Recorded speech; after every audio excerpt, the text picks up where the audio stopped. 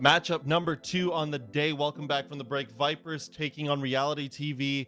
Now, Vipers, they had a great win yesterday. It was decisive against AQ, but they will have their hands full. And just before we move on, Cookies, welcome in our fountain of youth, our resident fountain of youth, Connor CDAPS Dappolonio. Thank you for joining us, making us feel, I guess, do you make us feel older or younger? I don't know. I make Anyways, you feel older. Nobody else. I know.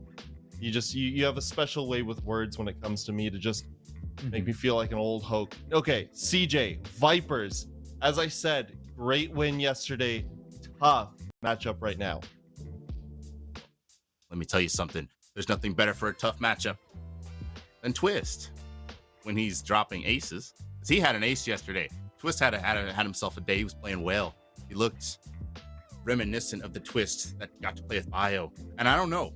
Twist is like only +3, and you all know that I am the biggest Twist fan in this production room right now. You're constantly shouting about Twist. No one else loves Twist like I do, so I think Twist just needs to step it up just a little bit because he's playing against Gavini, and right now, I don't know, I'm starting to love Gavini a little bit more. I'm starting to fall for Gavini.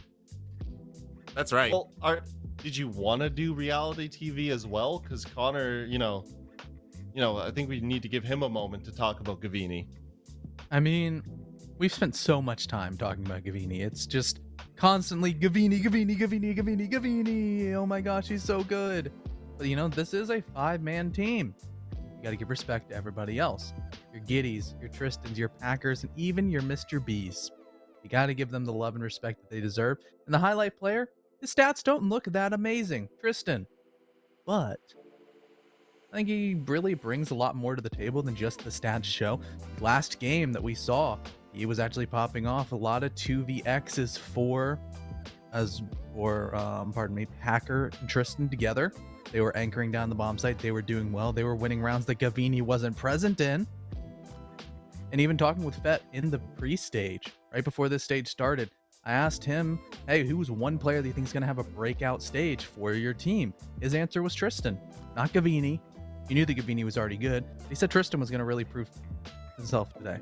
Yeah, I was just looking back at the stats. Multiple 2Ks yesterday. Very, very impressive game. He was all the talk. CJ, how are Vipers going to silence, if not Gavini, silence Tristan or Packer or anyone else and keep at least the damage to a minimum? First things first, it's that initial part of the round. Just like last game, I'm going to go out of order with my critical points. Their attacking entry play is rather poor right now. They are only 5 for 12 as a team on the attacking entry, which is negative. That is below 40% for those math majors. That is not good. No. And they've got, listen, they just lost Dexter. Dexter's about to win majors with Mirage. Okay, so they need to find someone else to, step up in their place. Like, Maxley's playing Zof, and he's, I'm pretty sure the last alive counter is not as bad as it's been. But it's still not good enough. And Twist, I already told you, Twist, it's just not elite. He's good, but he's not been elite on the attacking entry. And you're playing a reality TV team that gets down and dirty in the mid round, especially in those 3v3s and whatever after those entry fights. So they're going to have to really, really hamper that down. Otherwise, they may not enter the building against these guys. And if they do enter the building, Mr. P tried to plant no one on the big window yesterday. Tries that again, this might be a short game, guys. We got to have better planning decisions. We have better situational awareness as a team. I expect better out of Mr. P. Well, let's hope Vipers can capitalize on Connor. Maybe some doubt in the minds of Reality TV as they did lose. They're not perfect on points. They're perfect on wins, but they did lose a point yesterday. Yeah, I don't think they really care because what they came out to do was paint the target on their back and say, hey, we're going to win every single game. So far, they've won every single game. They just keep reapplying coats. Yeah, there's just code after code. They've gone to the hardware store 10 times to get more spray paint. It's ridiculous how many targets that they put on their backs, and it doesn't matter. Nobody seems to be able to hit them. But mainly what it comes down to is how Reality TV has been so elite is in that mid round. Or the early round, that's something that we always like to talk about. Hey, how are they doing well on their entry engagements for their roam game? Or as they're attacking, boots on the ground entry players for attacks. Reality TV doesn't really do that often.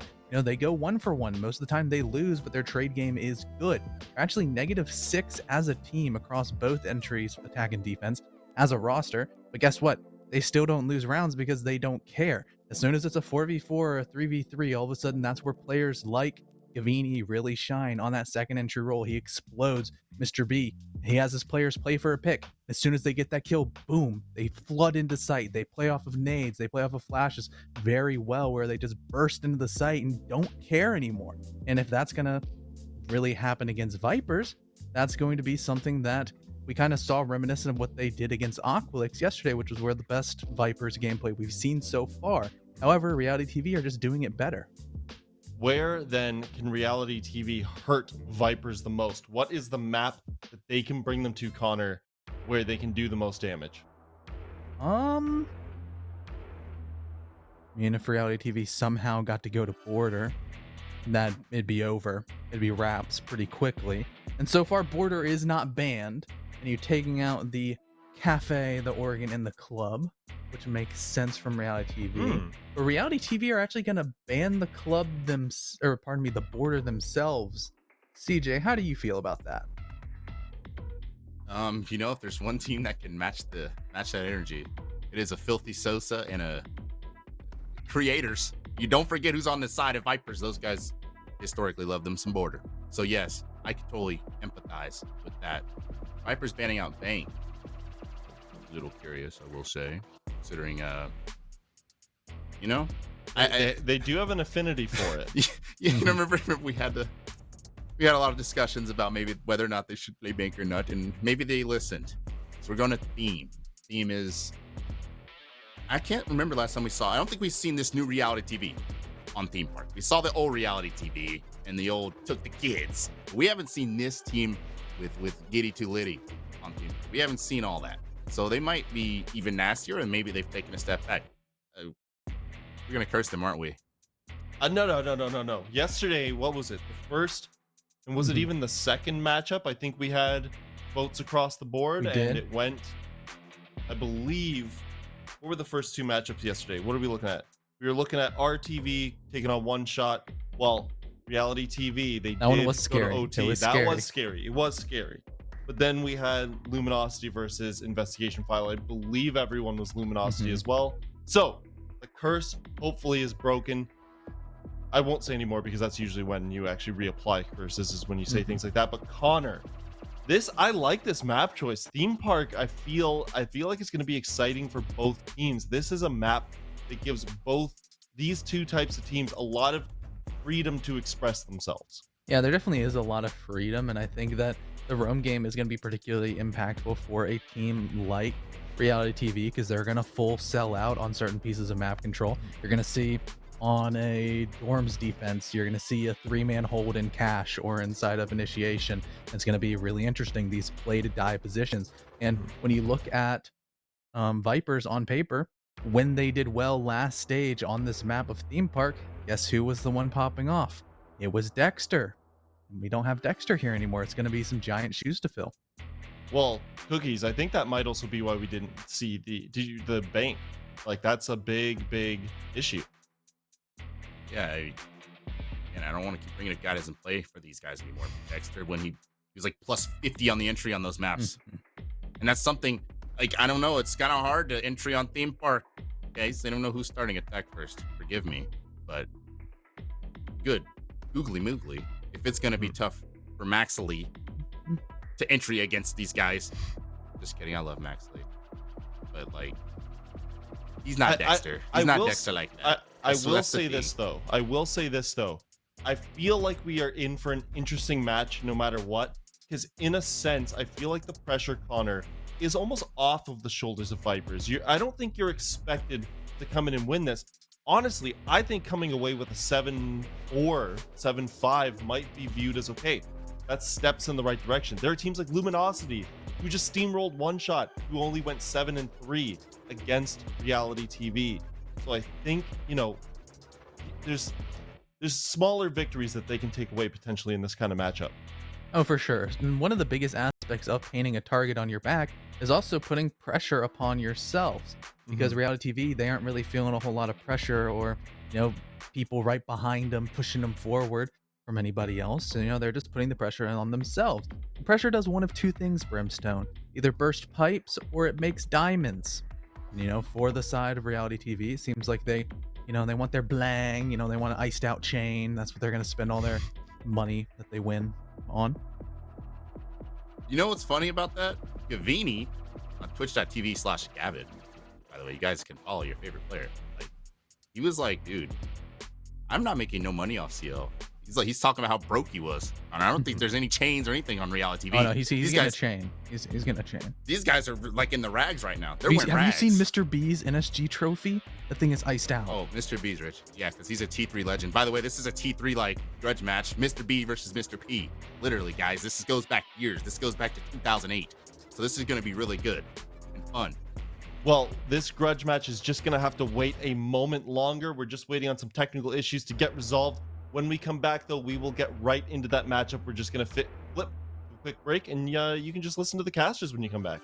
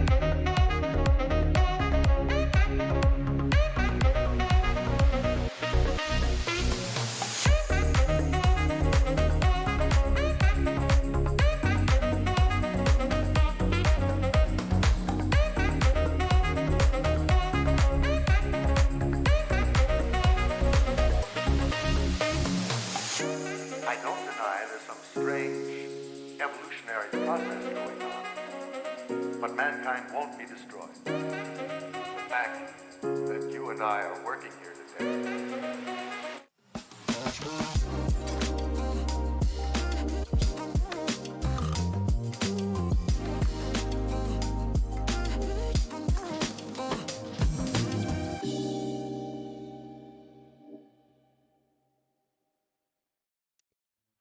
Now that our players are ready to go, we can finally dive into our second matchup of the day. On Theme Park, we've got Vipers taking on Reality TV. And Carter, I've been thinking about this for a while, right, during the break, wondering exactly what to say here, but I think I've chosen to go with this. Despite all of our predictions, I am holding out a little bit of hope for Vipers. I'm holding out a little bit of hope, mostly because of their performance yesterday. They did make their game against Aqualix look pretty easy, but your face there, just tell me how you feel about it. Jonah, they beat Aqualix. Hey, 7-3. I mean, that's true. Solid, you know. There was a 4-point margin there. And there was a 4-round margin there. They won it in regulation. However, they beat Aqualix, and now they have to beat Reality TV, who have not lost a game and have beaten. I'm pretty sure if I want to check their schedule real quick, all the other best teams in Challenger League, it seems like. So, I mean, I also hold out hope that they could maybe get a few rounds in there. And as someone who likes a good story, I hope they win. However, I'm also not liking their odds here, especially as the desk mentioned, Vipers 5-12 on the entry right now. Yeah. You know what the defense can do a lot of on Theme Park, which Reality TV are starting on? They kind of just rat a lot. Just sit in corners.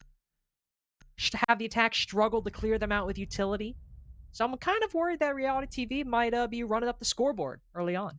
Yeah, that's the thing. It is Theme Park, right? And it is a map that has so much potential for extensions and roams, and is simply the worst map as an attacker to have to just walk into. And if Vipers can't rein that in, then yeah, it's gonna be a problem. The fact that the Nook is banned, I think, is gonna make things even worse for them, because they don't have the ability to just sneak in under the cover of that Hell Gadget and get in unnoticed, and instead they're gonna have to do it the old-fashioned way. Now, the removal of the mirror, though, on the other side, is helpful for an attacking team trying to make their entry, because they won't have to deal with a one-way mirror that the defenders can just sit behind and fry them. So at least that's something.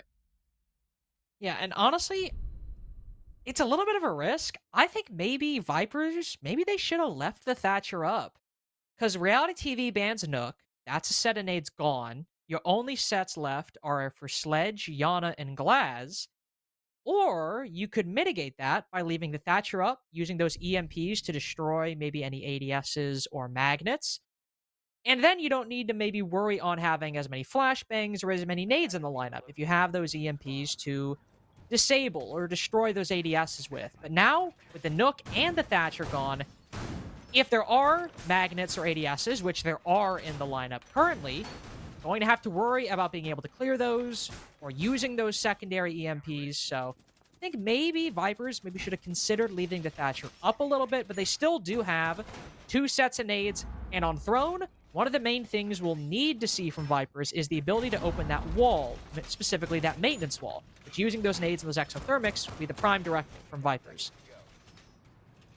As usual, the first round will be a good test of the Vipers' attacking philosophy, right? Exactly how they want to approach a very tough map to get under control. Are we going to see them go for it all? Are we going to see them try to enter upstairs, work their way through, clear out these roamers, and take control from above? Or is it going to be a little bit more direct? Of course, you can do a combination of both, while not over-committing to either option and kind of weighing your options in the middle of that round. But it'll be very important for the Vipers to get this down and established early, because as we've talked about, attacking on this map is hard, and Vipers are not strong on the attacking side, at least in terms of the entry game generally. They're going to be put to the test here in this first round, as it does appear that entering upstairs is their goal, or at the very least, securing control of that security hatch, making sure that nobody can actively play above maintenance and deny that breach. With those zombies to deal with at the forefront of the defensive setup right now, they'll need to have that utility, need to have their coordination down to deal with Tristan playing in this position. He's not playing super aggressively. He's in the hallway, ready to back off if any utility comes his way. There's also a player in bathrooms who can help Tristan if things get aggressive, but he'll back off after a minute, 20 seconds. And I think this is the smart play. Almost half the round is already gone. No reason to give Vipers even a potential entry engagement. Move back to office, move back to initiation. And now Vipers need to decide, do they want to commit to this clear of the top floor, or do they just want to secure control of Top Dragon and then move down into maintenance for hard breaching work? Well, Top Dragon now under their control. They got to make that choice. Actually, setting up this Osa shield, it does seem apparent that they are just going to hold this position rather than furthering that top floor control. That they are going to use that security point as a fulcrum of control, but without actually extending that through the site. We're going to have Creators now working his way down below, maybe looking to apply a little bit of pressure towards the site itself, just also while ensuring that no defender can sneakily rotate down below and prevent these Top Dragon attackers from making that progress. See Creators sledge open the wall earlier to allow Poison to put the exothermic in and dodge the impact trick, but they never cleared the mute jammer. That wall is still, well, deniable for the defense. Now the impact trick will go over, but there is still a mute jammer. And the problem is, if they open up the left panel, somebody could play close with a shotgun. Right now, Jonah, Vipers, they're just about to send it through doorways. Yeah, they're giving up at this point on getting that wall open. It's just going to be a full send through a single choke point, walking into a funnel and crossing their fingers and hoping that they do not get sprayed down just like this. That's 3 for Mr. V.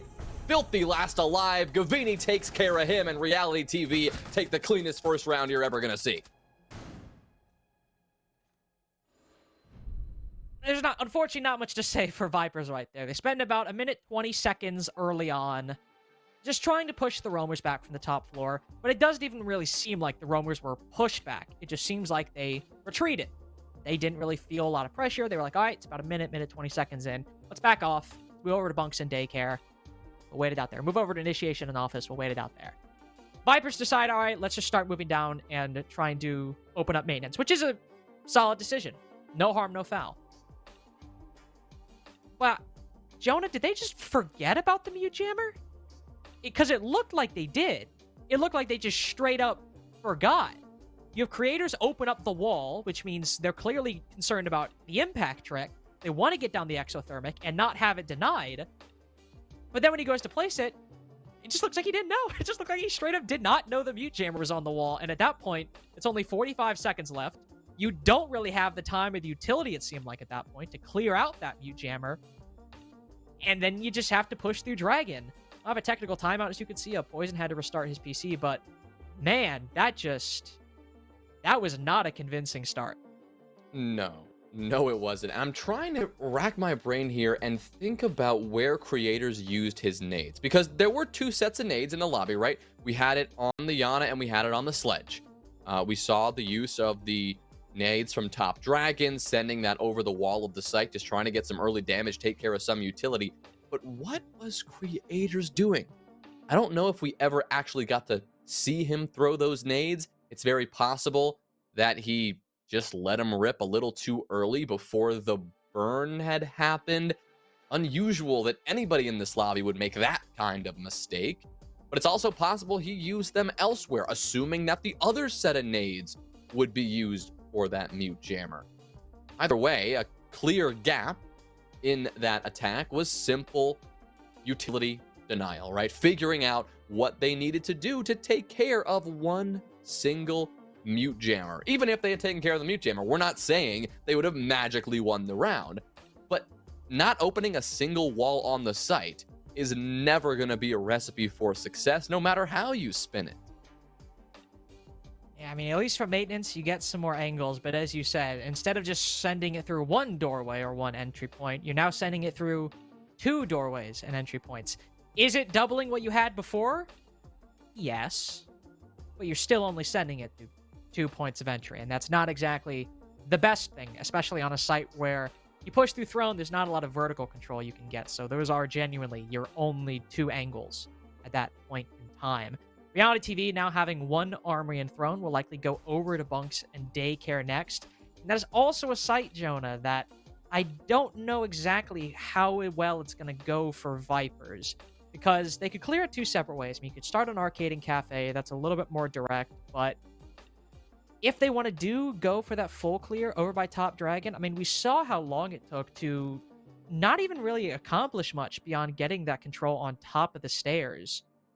Maybe they'll take this time to talk out how they want to remedy things, but with how much time was already wasted, it's only 1 round, could be an outlier in the grand scheme of things, but that is not a great start, or not a great precedent to set for your opening, even if you didn't actually end up losing anybody in the first 45 seconds to a minute and a half.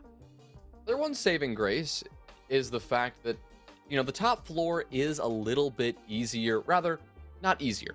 It presents more options to the attacking team with how they want to do it. Like, when you're approaching Throne and Armory, for example, you really only have those one side of the site. If you want to attack it, you can approach from maintenance, you got to get some top floor control, and you can approach from barrels. Sure, you could also approach from the yellow side, get that wall open, but no matter what, you've got to secure some semblance of top floor control before getting open a wall or 2. Now, on each top floor site, thankfully, you can approach, like you mentioned earlier, Carter, from either side.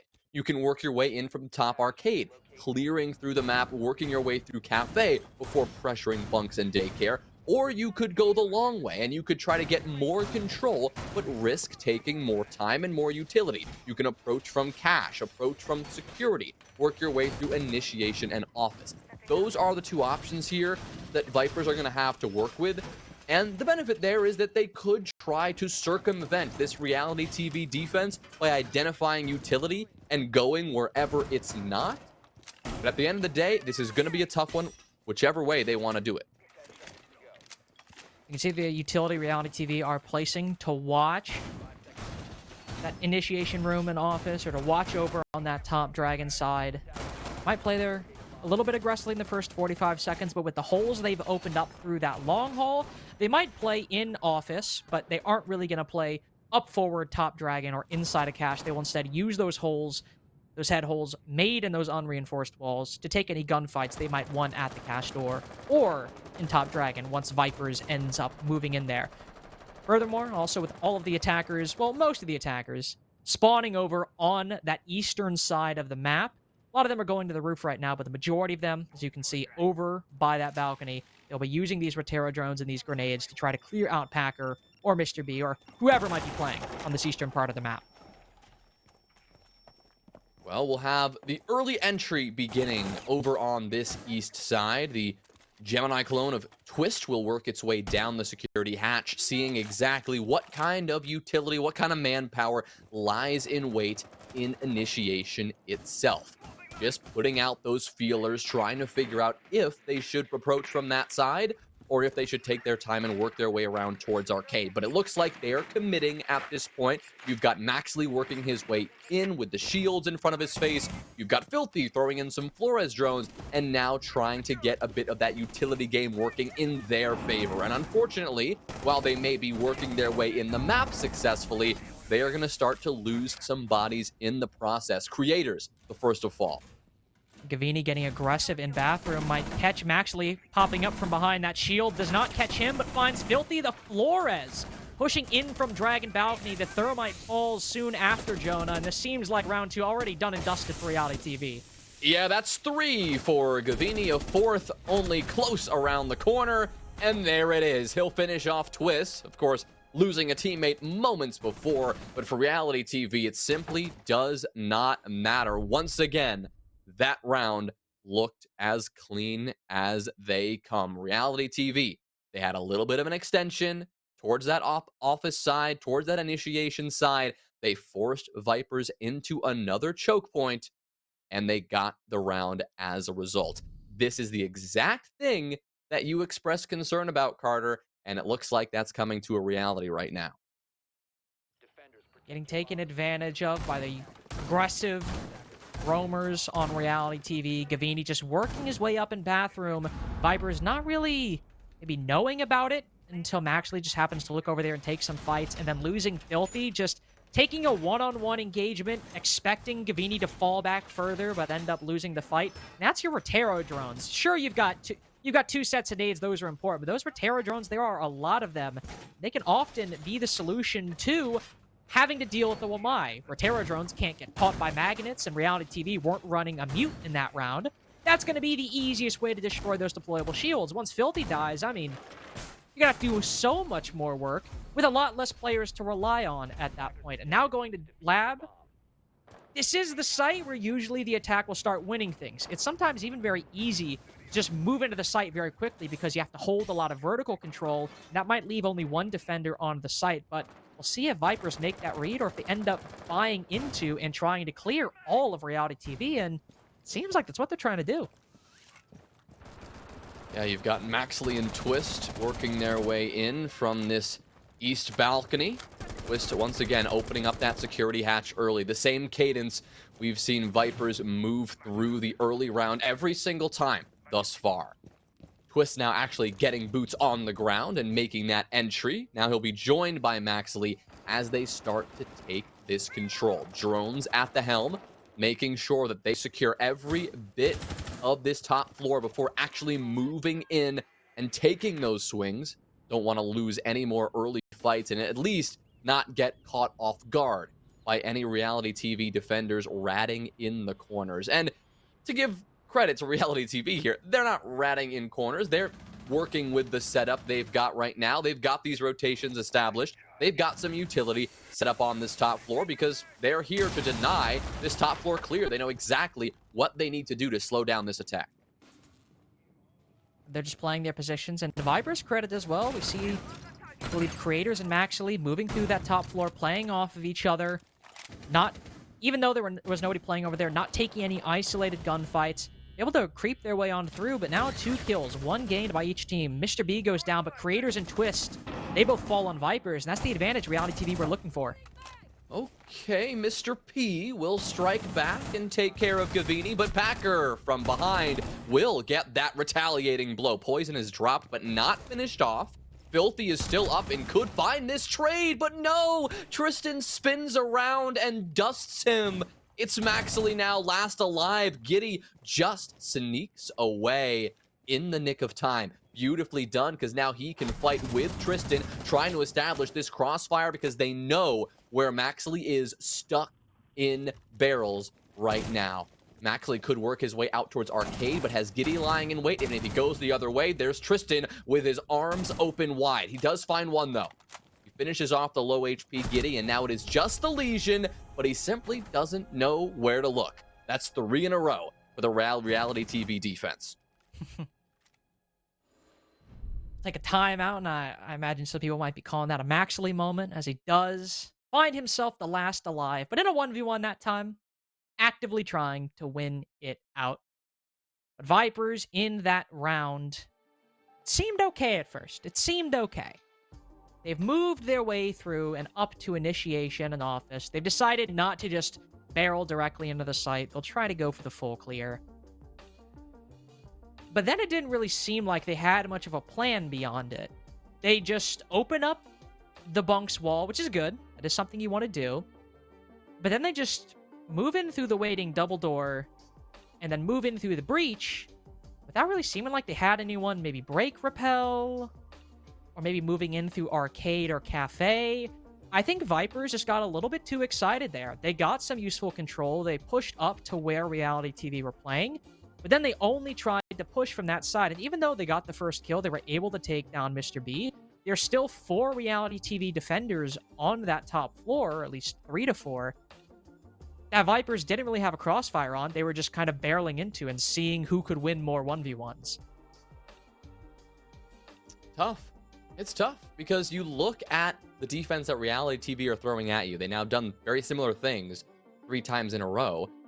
And as an experienced attacking team, you recognize what you need to do. You need to clear out those players. You cannot let those players on the top floor sit extended with so much control of the map indefinitely. But the problem is, it is very hard to do that, as we are now seeing Vipers struggle with similar things on 3 separate occasions. It is very hard to clear out these defenders when they are stuck in, when they have support from their teammates, when they have good intel on where the attackers are approaching from. The thing is, they just are going to have to find a way to mix it up. Vipers need to recognize after this tack timeout that maybe they were just trying to keep it simple, but it wasn't working. And they need to just mix it up. I don't care if that's a direct rush or a super fast execute. Just try something else, because Reality TV are proving that this defense is going to be hard to claw through no matter what. They're making some changes. See, we're bringing Lion, but I was about to say, I get the Lion pick if you maybe want to just, have Filthy sit on a window, run some EU1Ds, but not taking advantage of those secondary EMPs. We saw how difficult it was for Vipers to mount an attack after not dealing with that mute jammer. Instead, they won't bring secondary EMPs, they'll bring the flashes, and they also drop a set of nades. So if they were trying to go from maintenance, that would be a big problem. You actively dropped one piece of utility useful for it and opted not to take another. But that's not what they're starting the round this time.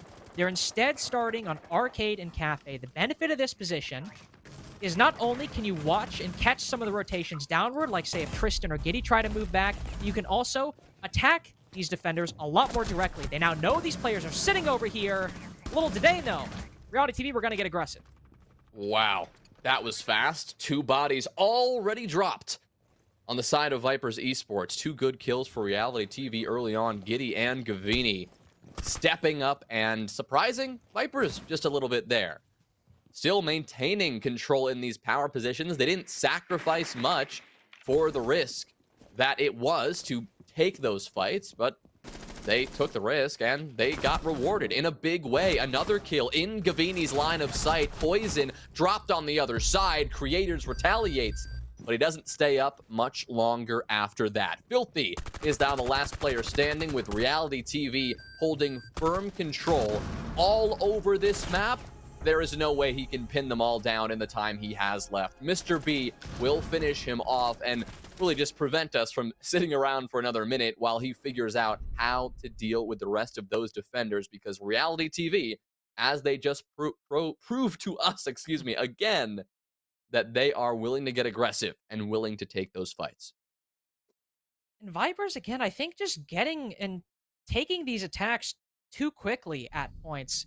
As you saw in that round, they're starting out on Arcade and Cafe, and then they move in, but they don't really have anything to deal with Giddy playing in bunks or Gavini playing on Yellow Stairs. They're only trying to get this control by taking direct gunfights with them, and even when those gunfights present themselves, it seems like Vipers are completely off guard. It didn't seem like they were prepared for Gavini to swing the double door from Yellow Stairs. They were reacting to it, and because Gavini's initiating that fight, he's expecting it, he's able to win it out. Vipers had 7 drones on the board. Were they not using them? Were they not watching Yellow Stairs? Also not having anybody on the hatch? Be having anybody moving up Arcade Stairs? Or if they were a little late? Vipers, I think, especially at least in that round, were just taking things too quickly and starting their roam clear half-baked.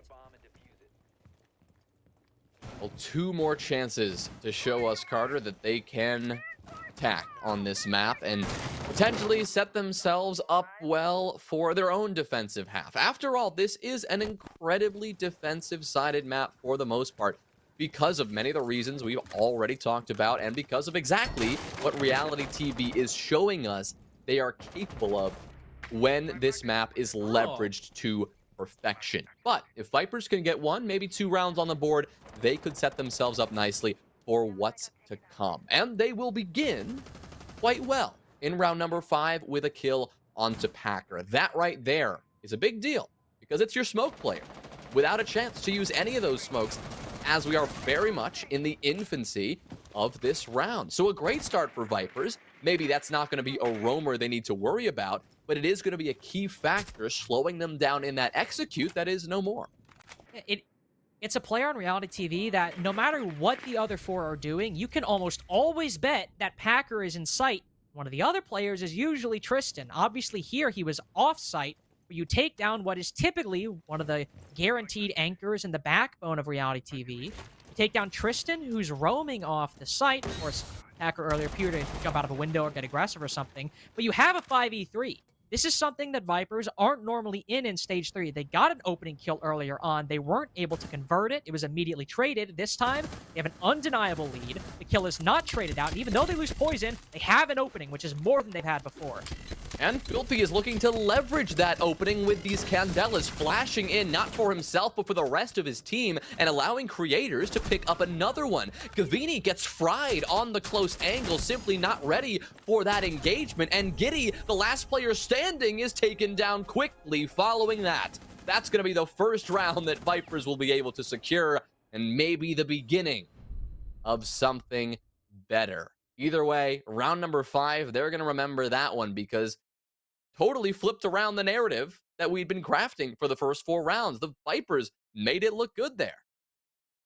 They did make it look good, and the mistake they've made in a few of these rounds is taking their attacks too quick. There, you actually should be taking it quickly. You get 2 opening picks, one of them onto the main anchor and smoke player for reality TV. You then get a second pick.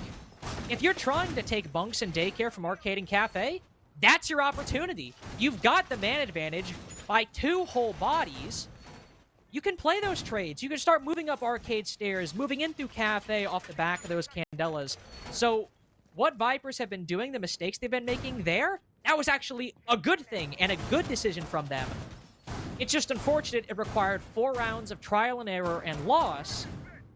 And now we'll have to see if they can make that happen again, because I don't think reality TV are going to be cut off like they were in round 5. Yeah, after 4 easy rounds, it happens. You get complacent sometimes, and maybe you're just not prepared for a very enthusiastic attack to come rolling on through and taking you down. So obviously nicely done from Vipers, but now the response from reality TV is what we've got to keep our eye on. Another run out from Mr. B, keeping up that aggression early, but immediately backing off after he didn't spot any Vipers players working their way up towards the map at that specific angle. He'll back up, and Vipers will be allowed to progress, working their way up close to the building, and now to the roof, where they will begin their entry on the east side. There's poison over there. He's got to be careful. Was the first one taken off the attacking team's lineup from the previous round, even though they ended up winning. Still, especially now, you don't want to lose your hard breacher if you're not going to take it directly through Arcade and Cafe. Those Selma charges will be a lot more useful, a lot more necessary if you're trying to push this from Initiation Room and from Office. Vipers are still clearing out some utility on Arcade, which is good. Keep your options open right now. Also gain intel on these players and clear out the utility for Giddy playing behind the shield, because whether they push from Arcade or Cafe or Initiation Room and Office, Giddy with that position, he can be very impactful by having that shield behind him and then able to watch the double door. Now with active intel on him as well, Vipers making some very good strides with a minute 30 in without getting any kills. Yeah, very good strides. We're watching it unfold right there in Cafe, but as you highlighted, Carter, strides on both sides of the map right now, not putting all their eggs in one basket, and I think this is a great place to begin. Keeping their options open, that's what you said, Carter, and I love it, at least at the onset. Of course, the danger is that with your manpower split, you're more vulnerable to defensive aggression, and maybe the trades won't fall quickly after a kill is found by the other team. But at the very least, all Vipers have to do is play the trade game from here on out, because they did find the opening kill. Now, Gavini will get one back, and that will go untraded, returning us to an even 4v4 and keeping both teams on their toes. Chris now starting to move on in. He's by himself right now. Gavini's able to get one, but Twist still being the only person on Vipers to open things up in this round. The control reality TV have is very sporadic and separated. And Vipers, they now have their opening, and their opening is Arcade, Cafe, and Yellow. Yeah, the attack started off a bit sporadic, but like you said, so has the defense, and the control now for Vipers looks pretty good. They've got the site. The one thing they don't have is the case. That's the big problem. They have to recover this diffuser, and they've got to work their way through reality TV, who are lying in wait. Tristan takes care of one, but leaves the game immediately after, so makes it a 2v2. But then Gavini capitalizes, making it a 2v1. This case is simply out of pocket for far too long, and there is nothing that Twist can do unless he can miraculously track down those final two defenders, and he simply cannot do it. That's going to happen when your attack is split in two directions, because one side has the case and the other does not. It's really unfortunate that that was the round Vipers lost, because that honestly seemed like the best attack they had so far. Granted, we were seeing a lot of what was happening over by Twist, and that was the part that had the most success. He's able to clear out the shield watching Cafe, push Giddy back, and then also just waiting at that spot is able to work a pick, kill Giddy, and then Vipers, they have an opening into the site. Sure, it's taken a bit. It's been a very slow round. But as opposed to the top dragon side of things, now they actually have a place they can get into the building. But I think Vipers just started pushing on in, and Poison wasn't with the other three members of Vipers. He was pushing into Cash, ends up dying, and all that good work, all that success you've got on that Cafe side is now irrelevant, because Poison decided to push in with the diffuser, died. Reality TV can just rotate around it. Now it's moved to the defensive half. Vipers do have the easier side, but I have a feeling Reality TV be able to mount some better attacks than what we saw from Vipers, especially early on. Oh, certainly. Given just, I mean, if you're looking at it with one perspective, the gunplay perspective, Reality TV have been winning those battles on more opportunities than not. So if they continue with that confidence, if they continue to roll in the building with that kind of force, I mean, I would expect everyone on the side of Reality TV to be fragging out in no time. But Vipers can prove elusive, right? They can be slithering all over this map and ensuring that Reality TV cannot track them down easily. Again, it's just a matter of where Reality TV want to make that entry, but it looks like Twist had a very good idea and a very good answer to that question. He looked exactly at the door that Gavini was hoping to walk in and took care of him no problem. Yeah, if we're going to see Vipers stop Reality TV, that's definitely the kind of things we need to see. I mean, taking a 1v1 with Gavini is incredibly risky, as we've seen in CL so far. But if you're able to take down one of those key entries early on, oh boy, will that pay dividends come the late round. Tristan also now moved into break room using some of those Candelas, but now they lose Packer all by himself over in Radar. You lose a set of nades, both sets of nades overall, with Gavini falling earlier. And the control that Reality TV have achieved is very minuscule compared to losing those two players, and also still not having full vertical control with over half the round now gone.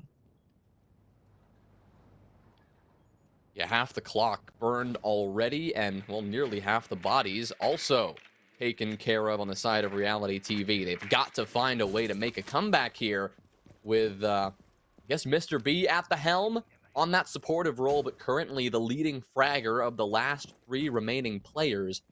And, well, they're all going to have to do their part in taking care of these last 5 defenders who are staying incredibly patient now. After that early aggression, I mean, looking at these outlines, you can see that they are not budging as far as the rest of this round is concerned. And of course, there's a little bit of a danger to that because you can get pinged and spotted and pre-fired, but Creators seems to make that work for him as he picks up a kill on the fadeaway. And Mr. B and Giddy left to just try to take whatever bit of control they can. They do still have the hard breacher alive. He can open up this barrels wall. But again, the issue with attacking prone is that lack of vertical control, and often it is compensated for by having players work from multiple angles, have someone push in through split, have someone push in through maintenance, having someone push in through bottom dragon. But you don't have that, because you only have 2 players left alive for Reality TV. Mr. B's able to find 1 kill, but now Jonah, Giddy, he's removed. Wow. Quickly soon after, Mr. B is felled as well. And there it is, the opening defensive round for Vipers Esports, and it will go their way.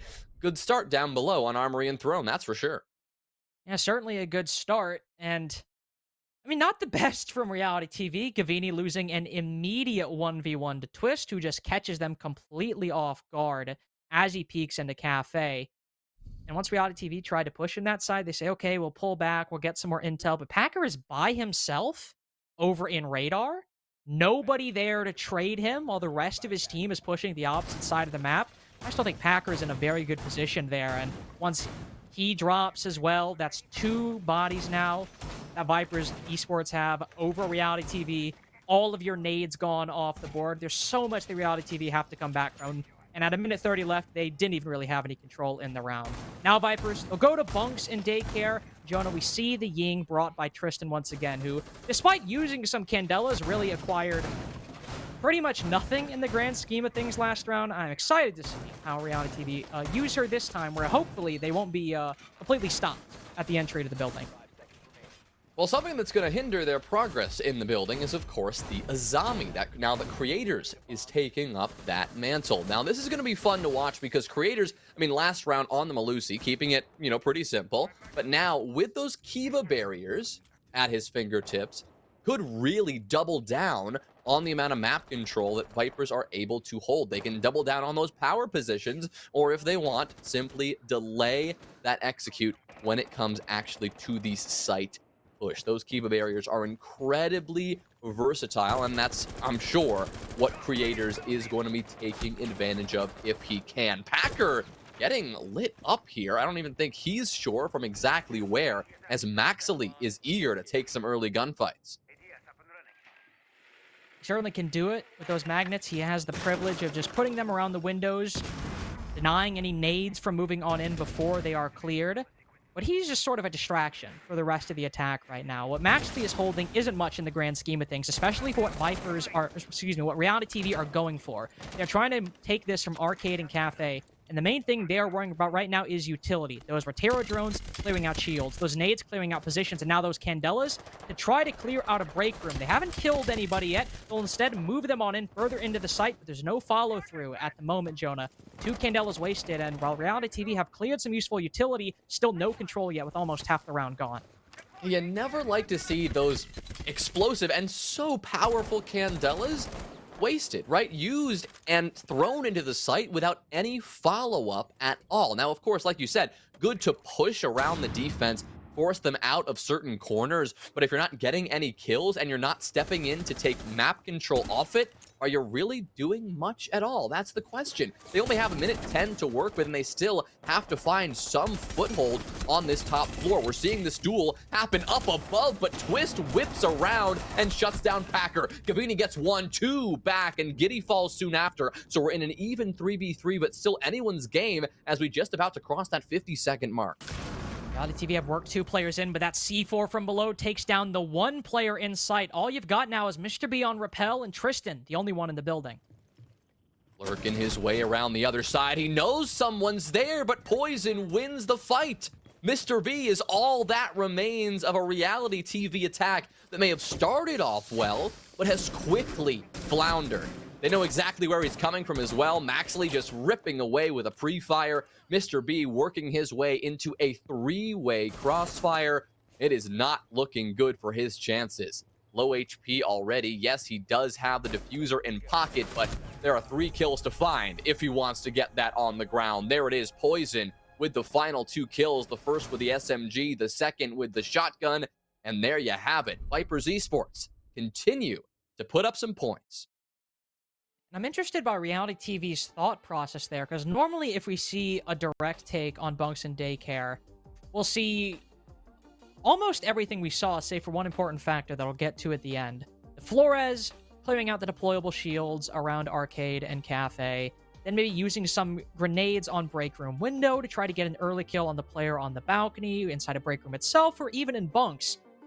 But if there's a Ying on the board, usually what we see is Candelas thrown down the vending machine hatch, and then that's when the execute comes in. We didn't see that. The Candelas were instead used on Break Room window. And whether or not Reality TV had a good or bad intention of that, what that means is, when Gavini and Packer try to flood into the late round, an advantage that normally teams have there, which is the Candelas blinding defenders in that area, they don't have. They just have to take raw 50-50 gunfights. Packer ends up losing one by walking into a crossfire, and Vini gets 2, but then he's stuck alone inside of the site because, again, all the attack was on that side was running in and taking gunfights, and maybe if they had those Candelas, it would have been a little bit easier. just those small things that can really add up, right? I mean, Candelas are no small thing, and it'll be very No, clear. they're not. But, I mean, just something, one piece of utility, right, saved for the end of the round could easily allow you to then explode into the site with a little bit more confidence and, well, with a lot more of a chance to win a gunfight or two, right? Gavini was able to do that, and a couple of other reality TV attackers were able to do that, but eventually they got traded, and eventually the tide turned because Vipers were not flashed. They were not forced out of a corner. They could play off each other quite well, maintaining that support because that utility game was just not as strong towards the end of the round. So Reality TV using that timeout to hopefully talk things over and maybe get that specific part of their game a little bit tidied up. They are going to do away with the Ying, of course. Tristan now favoring the Ash, and Giddy will be pulling out the Lion, bringing those secondary EMP grenades as well. Bringing those secondary EMPs. If they're any mute devices he wants to disable, could certainly do that. Also, like from Vipers, even though Reality TV aren't going with a rush into lab, bringing that Maestro, having Evil Eyes in the site, shows that they are aware of that possibility and are accounting for it. Reality TV, while they were focusing on trying to clear out these roamers, for the first 45 seconds, they won't find much. Twist and the rest of the players off-site move back very quickly, just on the edge of Throne, closer to lab. Unfortunately, there's no one from Reality TV over there to catch their rotation or to stop them from rotating back to site at the moment. So Vipers, while they won't all be in the site, all 5 players will be sitting fairly comfortable, at least until we move past the minute 30. Right, they're comfortable downstairs, and they're not maintaining too much control, right? But they're also wary that Reality TV are starting to open things up, right? Even though Armory and Throne is not the objective here, it is still a vital point of control if you do want to work your way through that first floor, and if you do want to apply that horizontal pressure to the objective eventually. The vertical control, which one would think is even more important, is probably going to be a Reality TV focus, but the fact that we haven't seen much of that at all, and there's only a minute 10 left, is, one, a little bit concerning, but two, is probably going to be starting to sound some alarm bells in the ears of Vipers Esports as they probably work their way back to the site, wary of that very thing, horizontal pressure building up towards the objective. Thought they might take the first fight with an attacker, but no, rotates into bathroom. He'll stay there for the time being. As you said, Reality TV might be focused on getting that vertical control, but at this point, getting kills on the site might be what they're looking for. Almost find one onto Filthy, but not much there. Vipers, they have all of their angles. They have arcade stairs. They've got top control. They've got inside control. Packer gets the first kill, but 2 go Reality TV's way. Make that 3 in a matter of seconds.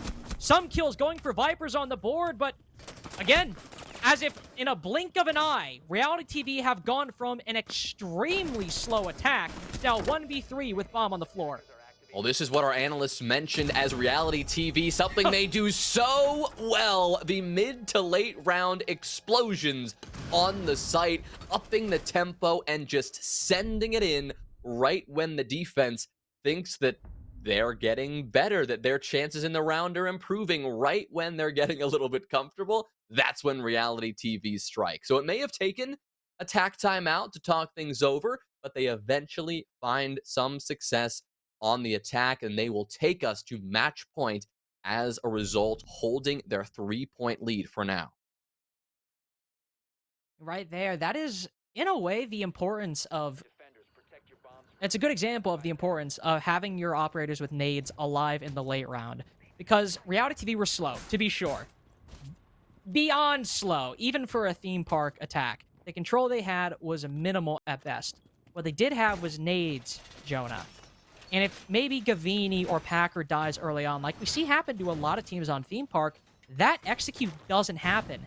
That's how they opened things up, was 2 nade kills and then a third to end it off. And there might have been a 4th in there, all things considered, considering how many there were.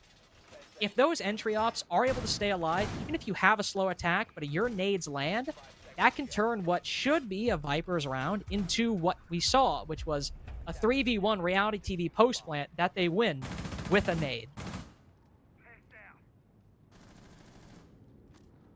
Well, Vipers will look to set up what appears to be a very similar focused extension to the very first round we saw them bring out. Of course, probably the most dominant defensive victory they did take was that first one on Armory and Throne. So they'll be looking to do that again. Reality TV, this is where we're going to have to keep an eye on tempo, like I mentioned last round, and how quickly they're able to up the pace and take this early control. They struggled last time to force out those top floor defenders and to get the kills they needed in the early round. So it's going to be about finding those as soon as they can when they get the opportunity. You can see Twist struggling to throw that goo mine up the hatch, but maintaining control of the yellow hall up above nonetheless.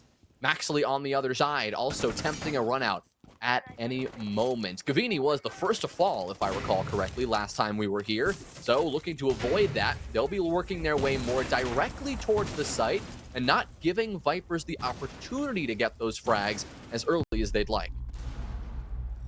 Able to open that wall up so quickly. If they want to start focusing on the top floor, they certainly can do that. And what a great read by Packer, knowing that maybe Vipers mistaking the lack of presence by Reality TV on the top floor for passivity or not even thinking about it. No, Packer was watching, predicted that. Now that's the opening pick for Reality TV. And if they wanted to, even start moving into the site. Oh, Mr. B is going to do that. Makes it a 3v5 after he quickly takes care of Poison. And he's going to use this chance to get the bomb down here. Creators is nearby, but isn't stepping up in time. And just like that, the diffuser is down, and this one's gonna be a massive scuffle in the end. Packer winning that duel against Creators leaves Filthy as the last player alive, and Reality TV deliver the fatal blow to Vipers Esports at 7-3 to finish off Theme Park. Little messy there in the middle for Reality TV, but they close it out regardless. Indeed they do, with an attack at the end that really felt like they remembered who they are. They just open up a wall, they get the advantage, not even from necessarily, Gavini taking a fight, but Packer just sitting on a balcony waiting for Maxley to make a mistake. And then once they get that opportunity, they say, oh wait, I'm Mr. B, you're Gavini. We could just walk in and take these fights and like 80-20, we win them. And that's exactly what happened. There were still plenty of players around Throne, one directly to the right of that wall. Mr. B reads into it, and then they just deal with the defenders retaking as they come. And also, going so quick, going that direct, that early on, a lot of the defenders had to rotate back, and Reality TV were able to catch them completely off guard. And I have to say, I really like that being the last round. Because yesterday, and for a good part of today, one of Reality TV's big problems was really stalling out on the attack and having a lot of slow attacks, even up until 30 seconds left. Ending on that, at least we know they've still got some of that aggression on the attack in them.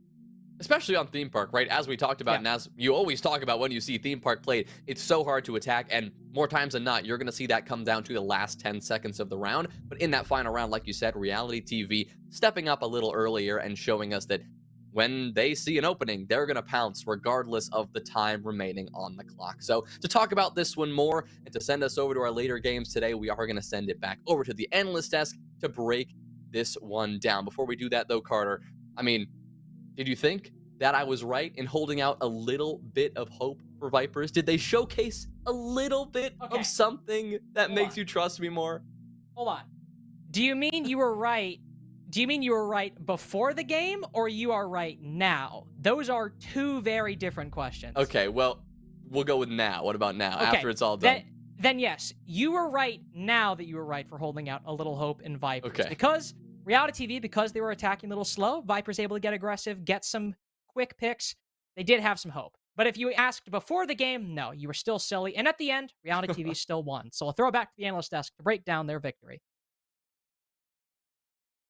Cookies, one of the things we talked about before this matchup was, look, we're pretty sure in all certainty that Reality TV is going to walk away from the win. So let's dissect it more from a matchup or more from a perspective of what are the takeaways for Vipers. And I have to say, Reality TV came out of the gate really, really strong. And I do have to commend Vipers on their ability, sort of in the middle of the game, to at least for a few rounds really cool them down.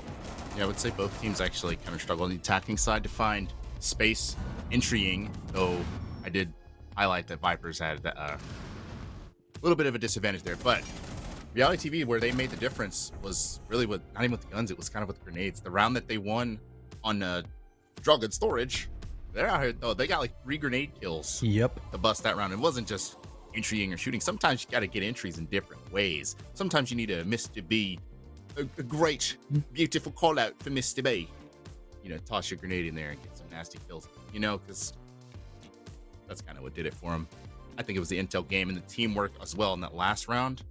They actually got the throne wall open with the Thatcher band using the EMPs and the grenades and teamwork. It's crazy. Something They Vipers played didn't Rainbow do. Six Siege. Yeah, you're right. It's great. It's simple, but it's really complex.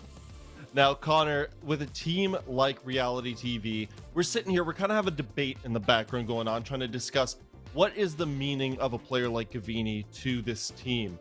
Is he the superstar player that's bringing the team along, or is the team and its strategy, its culture, its setup what allows Gavini to be a star player? I think it's a little bit of both, because Gavini naturally he is very, very mechanically gifted, and you see some of the things he does, like a time he was in the 180-degree crossfire over towards the kids' dorms or pardon me, daycare. He still somehow comes out on top. Don't know how he did, but there are other times where there's an aid kill or a specific entry or in a mid round getting the trades off of his teammates.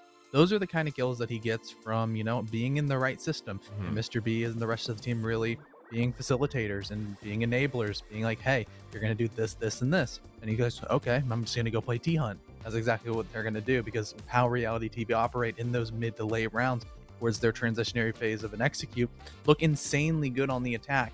And then even on the defense, sometimes they just kind of let him off and he'll make a play go off completely by himself, or he's just still playing in the position that he's supposed to hold, where the system of the team is operating strong and is allowing him to put up these numbers. Yeah, that's the beauty of Rainbow Six Siege, is the numbers. You can have 2 games with 2 identical sets of numbers, but depending on how it went down, you could have 2 different stories that would have played out to arrive at that conclusion. But we'll get a few conclusive answers from Packer right now as we send the interview to him. Packer, congratulations on a big win. I have to ask, first and foremost, going into the matchup today with a team like Vipers perceived as being maybe not at the same tier as Reality TV, what's the approach going into today's game? Well, we in the beginning of the stage we thought they were gonna be better than they were, but obviously they've been struggling. They kind of have been. Give me a sec. So they are not up to our caliber. We just wanted to go to our best maps. Like we just knew if we just took it to one of our best maps, played our game, we won. It's that simple. Now, what happens in the middle of the game like that, where it seemed that you guys started off really hot and you were a little bit more cold through the middle? What happened there? Can you walk me through that? To be honest, I got a little complacent, and I just kind of just doing some stuff that I don't usually do. And then that's what Costa does, because I'm usually like a counter pressure player, and I didn't do any counter pressure at all. Oh, interesting. I'm glad for the insight. Thank you. And final question. I'm not sure if you guys were aware, but there is the possibility today with your regulation win. If Aqualix lose in regulation, I'm pretty sure the numbers check out. You guys will be guaranteed a playoff spot. Nice. That's I haven't heard about that, but it's nice to make playoffs at least. We still gotta go undefeated this stage. Yeah. We still don't think any team's up to our caliber, and we've already beat our top opponents. So we'll see how the rest of the stage goes. So are you saying to me that an undefeated stage is more important than the playoff spot? Oh no, we're gonna win playoffs, but right now we're only focusing on going undefeated. Definitely. Well, thank you so much for your time, No Packer, problem. and best of luck the rest of the stage. Thank you. Love getting those little insightful tidbits from the players when you get that honesty. That's why we ask the hard-hitting questions. But there's still more questions to be answered from teams yet to play today. We are 2 games down, 2 more to go. When we come back from the break, it'll be Favelas taking on Investigation File.